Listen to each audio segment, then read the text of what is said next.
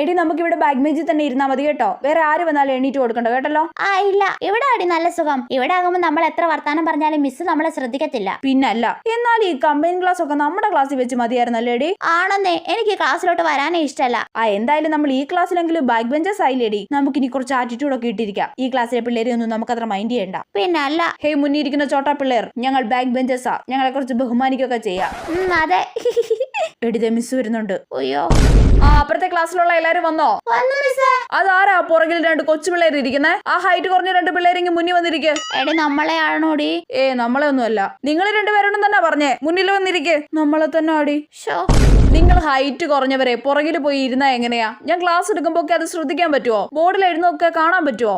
ഇനി നിങ്ങൾ എപ്പോഴും മുന്നിൽ വന്നിരിക്കണം കേട്ടോ. എടി, ആരേലും ഒക്കെ ചിരിക്കുന്നുണ്ടോ? ക്ലാസ് റൂം മൊത്തം ചിരിക്കുന്നുണ്ട്. നാണക്കേടായല്ലേ എടി? അതെ.